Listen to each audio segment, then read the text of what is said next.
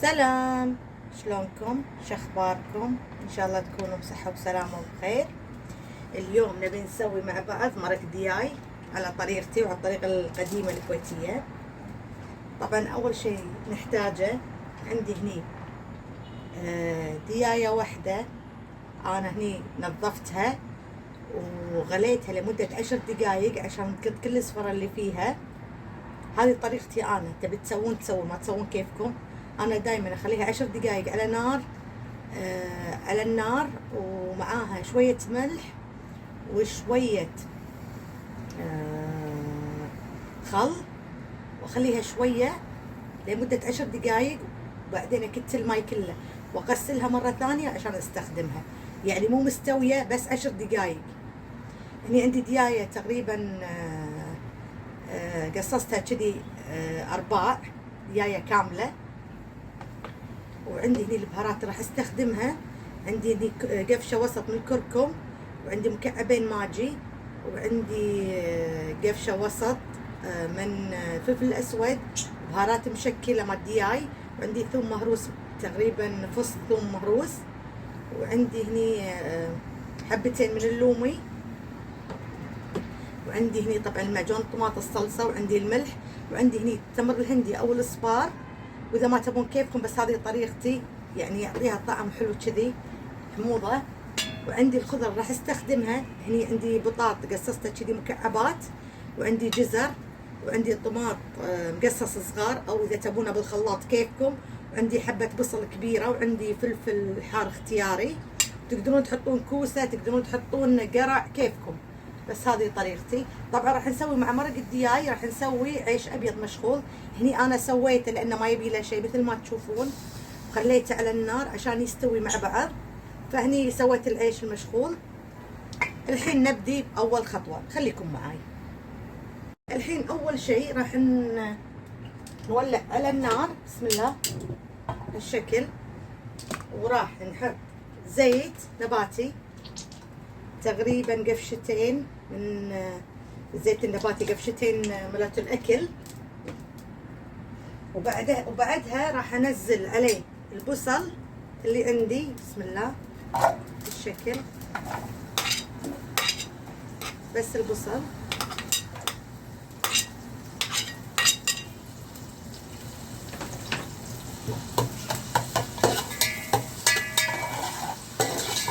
طريقة سهلة ولذيذة. هذا مرق الدياي الكويتي القديم على طريقتي بإضافاتي بسيطة يعني.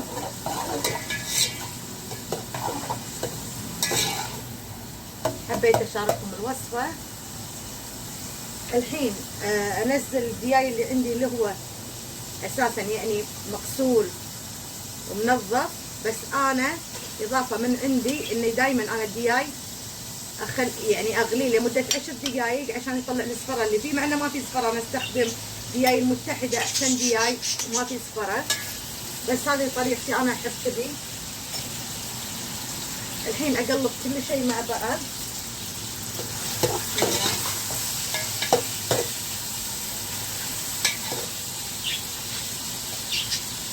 ما نبي نسوي كل شيء مع بعض، يعني احط البصل، احط وراه الدياي، احط وراه الخضره، احط وراه الثوم، كله فوقه ما راح يعطينا شيء حلو.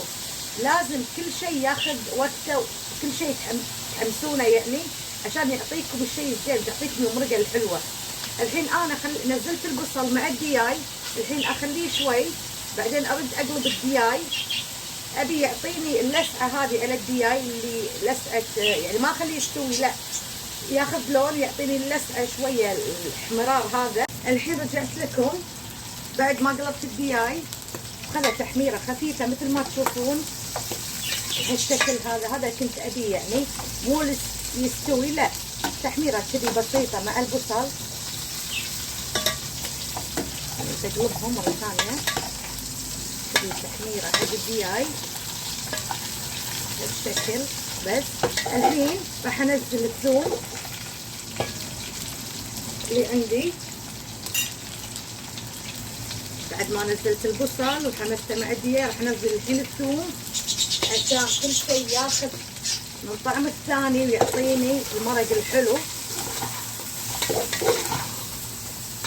وراح احمس الثوم مع البصل والدياي بهالشكل مع بعض. بدأت تطلع ريحة الثوم.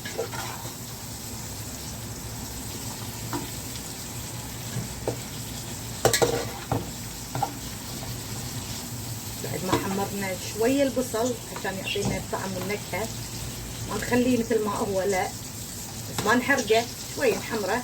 والدياي شلون تحمر عندنا. الحين ابدي اضيف البهارات اللي عندي، البهارات مشكله مال دياي، وعندي اللومي، وعندي الفلفل الاسود والكركم والماجي، كلهم انزلهم مع بعض واحمس شويه، بس ما احرق يعني ابالغ بالحمس وانطر يحترق، لا حمس شوي عشان الدياي والثوم والبصل ياخذ كله من البهارات. البهارات شوي تعطيني ريحة البهارات يعني تطلع، عشان كل شيء ياخذ من طعم الثاني، والدياي ياخذ من طعم البهارات والثوم. لازم نحمس شوي، مو على طول نضيف كل شيء ورا بعض، لا. تقدرون الدياية تقصونها 8 اجزاء او 6، انا قصيتها 4 اجزاء. طبعا الدياية انا نظفتها وشلت الجلد منها، اذا تحبون خلوه، بس انا اشيل الجلد من الدياي نفسه كذي. عقب ما حطينا بهاراتنا والماجي خليه كذي لمدة 3 دقايق بس ما نحرقه، شويه بس كذي ياخذ من الطعم. بعدها راح انزل البطاط اللي عندي. بسم الله. نزل البطاط، تقدرون تحطون كوسه، تقدرون تحطون قرع، كيفكم. وانزل الجزر اللي عندي مع البطاط، وارجع احمس شويه شكل وارجع احمس شويه شكل خلاط ريحه البهارات، احمس كل شيء مع بعض.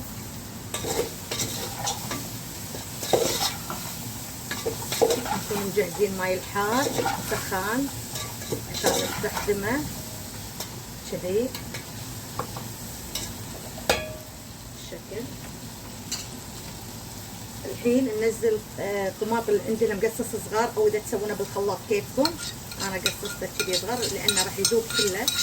راح انزل 2 علوب من الفلفل الحار، واذا ما تبون تقدرون تلغون اختياري.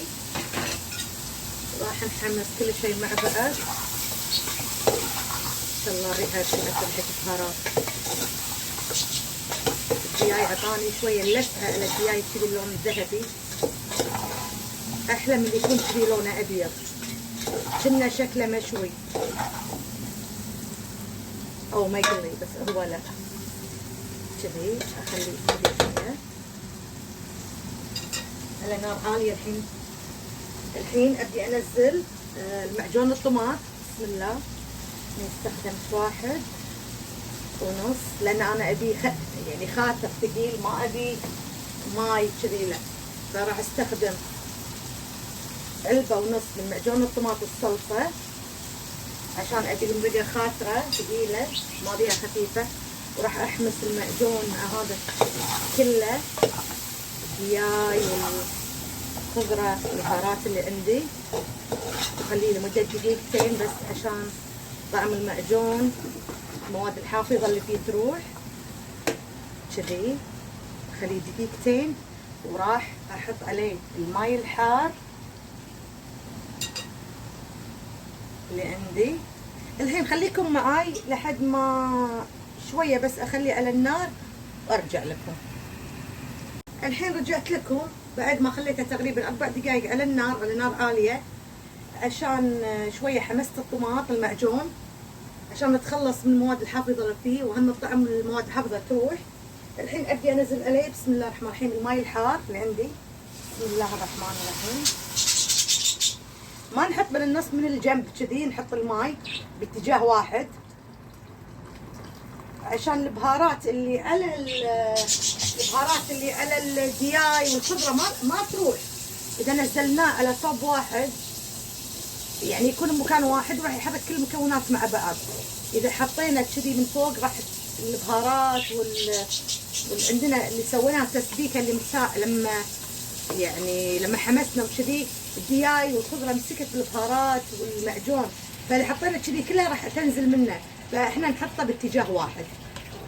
الحين راح اضيف شويه بعد ماي حار، ما راح احط وايد، احنا قلنا نبي ثقيل ما نبي خفيف الماي، فراح ازيده شويه بعد من الماي الحار.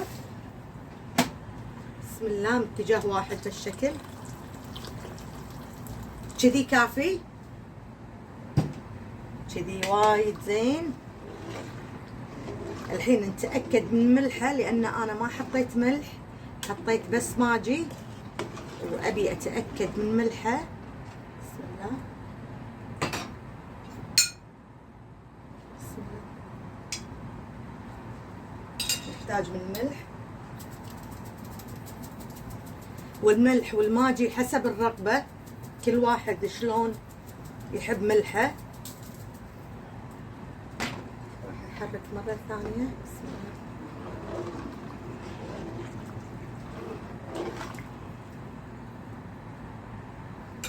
الله، مرة ثانية. بسم الله.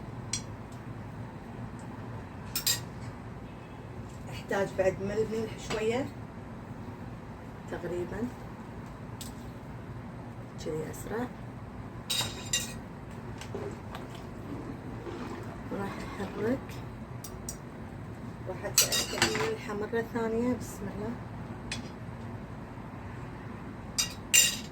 الحين ملحة وايد زين. الحين انا شنو بسوي، وهذا اختياري، هذه على طريقتي، بس راح يعطي المرقة طعم يهبل كذي حامض شوي، اللي هو الصبار.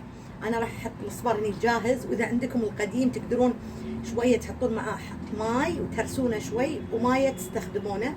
انا ما راح احط وايد، راح احط كذي يعني رشة بسيطة، يعني رشة بسيطة، لأنه يعطيه حموضة وطعم حق مرق الدياي. بسم الله، كذي بس، يعني تقريبا قفشة أكل واحدة بس من الصبار أو التمر الهندي، يعطيها كذي حموضة حلوة حق المرقة كذي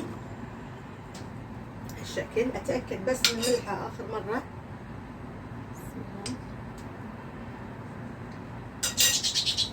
روعة المرقة.